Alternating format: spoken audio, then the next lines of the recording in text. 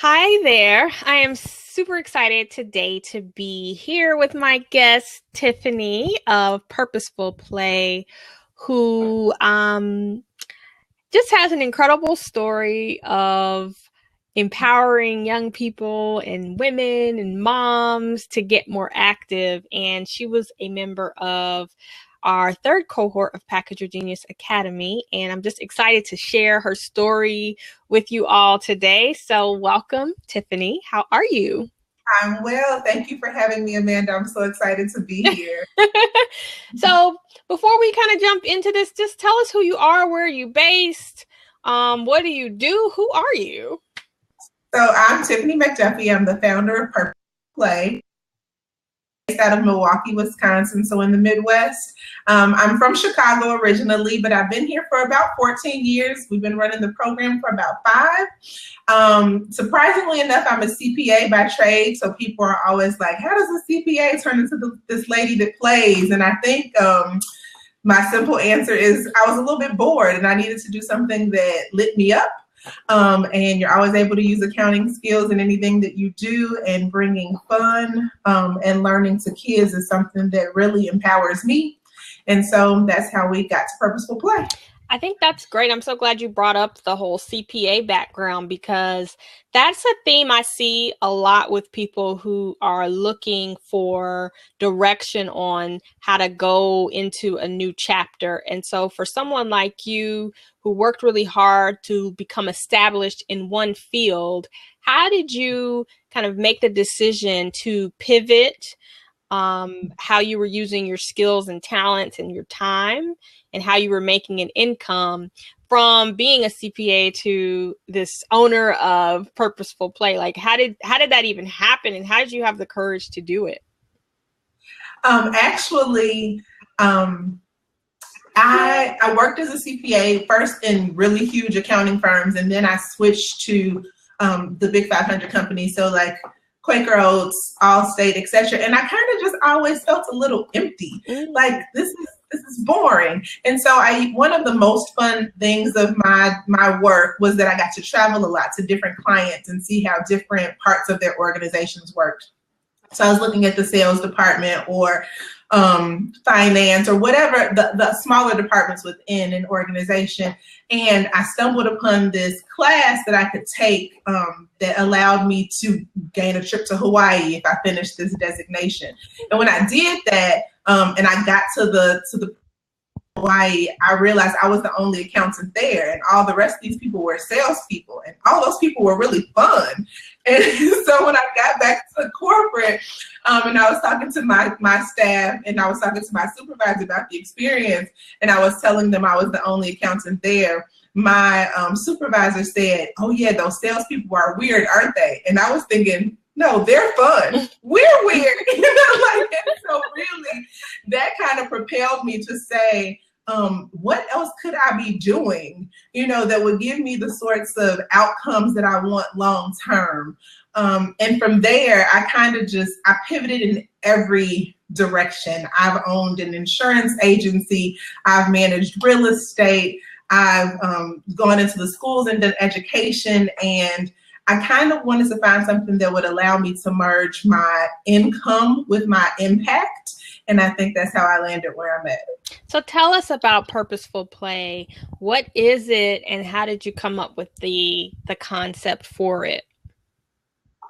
So Purposeful Play is a youth development organization. It's a sports-based youth development organization. I'm sorry, I'm speaking fast. It's okay. And so we really look to develop youth using sports and the power of play as a conduit to do so. My husband played Division I basketball, and so we've always been a really huge sports family. And so as we started to kind of hang out with our cousins and our nephews and nieces, there wasn't necessarily a place where kids of varying ages, of varying abilities could come and just play or get active. And we started to look at the younger generation, and they couldn't jump rope or ride bikes or just things that were very common to us at those ages. And that's kind of where the idea was born, just trying to get kids active and healthy in a setting where parents aren't having to run the 10-year-old over here and the 3-year-old over here, but they could just bring them to one common place and get their kids healthy, active, and having fun. I think one of the things that really stuck out to me when you were describing it during our academy classes was, you know, even if your child does not identify as an athlete, we help to bring out and find the athlete in every child, which I think is really important, especially when you're talking to, you know, the kids who may see themselves as the bookworms or the nerds or the artists, and finding ways to give them those life lessons that people get from playing on sports teams and you know, working in collaborative environments. Like, how can we give kids who don't necessarily see themselves as athletic those opportunities? And so I love how it's almost like a leadership development program that you're fostering for kids and using sports, even if, you know, kids don't see themselves as athletic and they don't have that confidence, like you're helping to bring that out. Absolutely. We wanted to banish the idea of and this, it sounds horrible, but this is how mainstream thinks, like the chunky nerd or the fit athlete or, you know, or the dumb athlete. It's kind of like every child has a heart. Every child needs to have their heart working and moving. Every child needs physical literacy. And I think when we say we're bringing out the champion in every child or the athlete in every child, we're really just trying to let them know that there is something that they would like to do to move their bodies. Nobody really just like, oh, all I want to do is sit here. Most of them just haven't found that thing that fires them up. Right. And so we have some kids who are bookworms, but we do like literary lunges. So they're like reading, but then they're lunging at the same time. Or we do maybe I should try that. You know, it's kind of, you gotta trick them. But if you give them some facts about their favorite books, some of those kids will be in there lunging for forever. Or we'll say like we have athletes and mathletes, and so when we do our basketball games, we'll have like math lessons embedded in. And so that's giving both kids, like the kids who are very athletic who could care less about math, and the kids who love math and could care less about athletics. They're bridging that gap. They're becoming friends. You know, they're finding their commonality. They're being able to teach each other. And so it's just really turning learning fun in a way that teachers are kind of restricted from doing in a classroom. And so we honor the fact that we, you know, have this space and that people trust us with their most precious possessions to come and have some fun and learn at the same time. I love it. Seeing as how you were kind of pivoting from one industry or one way of working to this new entrepreneurial space, and it's much more creative and it's different, you know, talk about where you were before you joined the academy, and I guess what made you say, this is something that I want to do. This is something I need to do at this point in my journey. So honestly, Purposeful Play was up and running when I joined the academy. I had stalked Amanda for some time in the background, being a fan of her work. I just loved when I look at someone who I'm comfortable with coaching me, I like to see their brand presence concise. I like to see their messaging consistent. And so it was not things into action that made me feel like this is something I really want to be a part of, that could help me take my brand to the next level. Again, as a CPA, we're kind of conservative. Sometimes we're nerdy. We always want to see that, we want to see a template, or we want to see it done before us. And so I was just like, okay, get out of your head. And when I came to the academy, there was, my thoughts were a little jumbled. I had a logo. I didn't necessarily have the confidence that I was positioning and packaging my brand well enough to explore consumers outside of individual parents. I thought if I wanted to take this program and have it placed in schools or have it placed in other organizations, that the academy could certainly.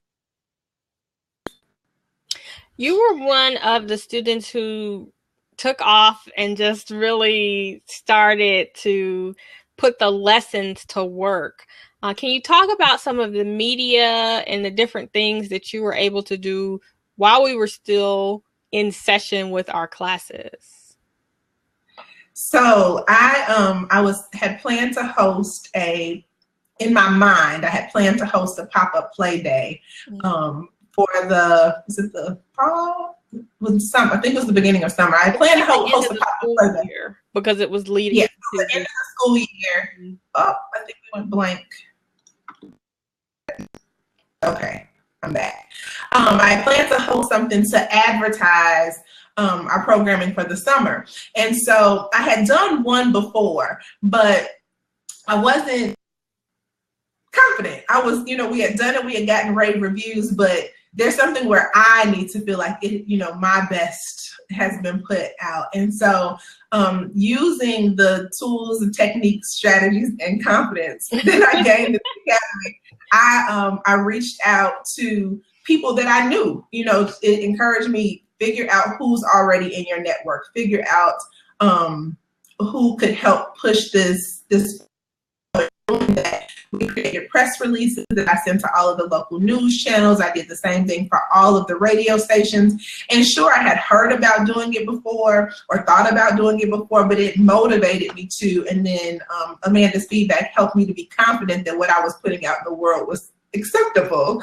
And in doing so, we had, the radio shouting out the events over and over again. I think the longest spot was maybe like even 60 seconds where they just kept saying it and kept saying the date and the time of the event. We had news outlets saying that they were going to come out and cover the event. I think they actually had something happen, so they didn't make it there.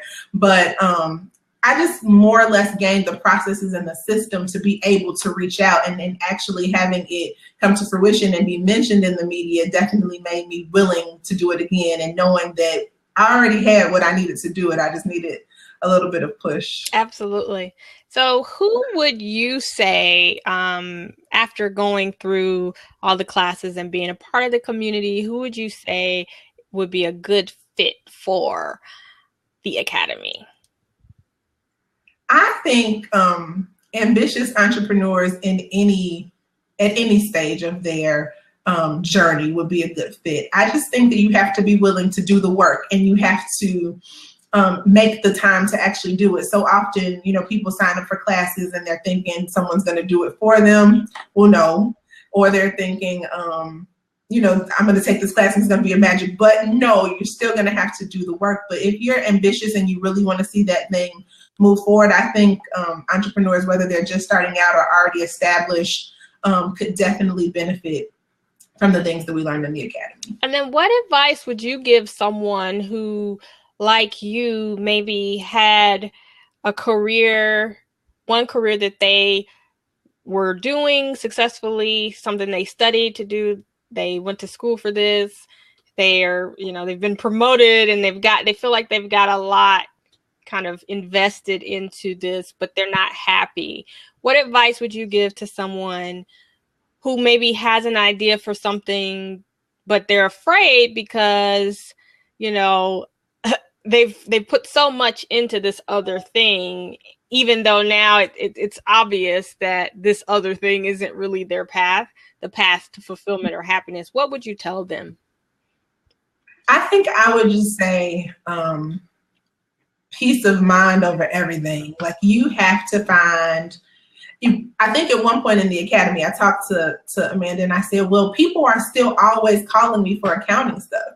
And she said, does that light you up on the inside? And I said, no, but it's money. And she said, but if you do what you're really passionate about, money will come. And so I think, kind of like I said, I still use accounting every day. I do our budgets. I do our, I compare our actuals to what we project, etc. If you can find a way to use your current knowledge in doing what you love, it's a win-win. Mm-hmm. You're merging your impact with your income. I'm by no means saying, hop out there and and go from making however much to nothing. Plan it, but absolutely you can be successful doing something that you love, and you'll have peace of mind at the same time, and that's just priceless. Has it been worth it for you making the pivot? Has been so worth it. You know, when I left Allstate or corporate America, I made a little over 6 figures. And so my first jump was from Allstate corporate to being an Allstate agent. You know, when I went to be an agent, I made $17 an hour. My mother looked at me like, what is wrong with you? And I was just like, I just want to be free, Mom. You know, I just want to be free. And that first year in sales and commissions, I made more than what I made sitting behind a desk where I didn't want to be. It wasn't a different industry, but it was a totally different role. It required a totally different mindset. But I was ambitious and I wanted to be free and I wanted to figure it out. And even that skill, like, you use risk management every day when you're dealing with kids. Right. So I think every pivot that you make, just take the gems from it that you can and figure out what you afraid to pivot. I think that's the lesson too. It's like, if a pathway opens up and you know you're not happy where you are, don't be afraid to see where that path might take you. You never know. And it's okay if it's not the final destination, right? Like, you left corporate accounting and you became an agent, and you may not still be doing that, but it gave you a taste of the life you wanted and helped you learn more about what you did want. Because for some people, I think it's a process of refining and getting from this place to this place. It's a journey. There's a couple steps along the way, but you have to step out there, you know, and do something before you can expect to get to the final place, if there is one at all, right? Exactly. And I think what you just said really resonates. I'm not saying when I left I wasn't scared. I just have learned to do it afraid. You're scared, okay, just do it anyway. And maybe take small, prudent steps along the way, but just take some steps toward what's really going to make you happy. Because otherwise, what's it all for? Right. Tell us how we can learn about your business, Purposeful Play, and how people can contact you, engage in your programming, learn more about, because I know that in addition to the workshops for kids, you also are building out some programming for women and moms. And I know you speak and, you know, do media on how we can integrate play into our daily lives so we can be more fulfilled as human beings. So if someone is trying to reach you for any of that, how can they learn more about you and find out about you and your business? Okay, absolutely. I'm so glad you mentioned it. In the midst of doing all of these for kids and teaching them to play and find happiness and hope, I was like, we need something. Right. Exactly. I'm like, the moms need something. So I am in the process of rolling out a program called She Plays, and that is all about empowering women to thrive in being perfectly imperfect and being okay with that. We're always seeking balance. And that, you know, may never come in one pretty package, but She Plays absolutely helps us to figure out what's most important to us and to put our oxygen mask on first. So if people are looking for information about camp, right now we're based in Milwaukee. We're looking to expand next year to Chicago. So currently you can find us online at playmke.com. So the playmke.com. And then anything regarding She Plays or my personal brand, I can just take an email, which is hello@tiffany.com. So it's TIFFANYYVONNE.com. It's kind of long. And you're also on Facebook, right? And I'm on Facebook, Tiff McDuffie. And Purposeful Play, right? And Purposeful Play. She also has to remind me that right here. We're also on Facebook at Purposeful Play. And my personal brand is at Tiff McDuffie. Awesome. Well, Tiffany, it's so great to see you blossoming and flourishing. So proud of you. And I thank you for sharing a bit of your story and journey in hopes that it will inspire someone else to take the leap. Absolutely. Thank you for having me. All right.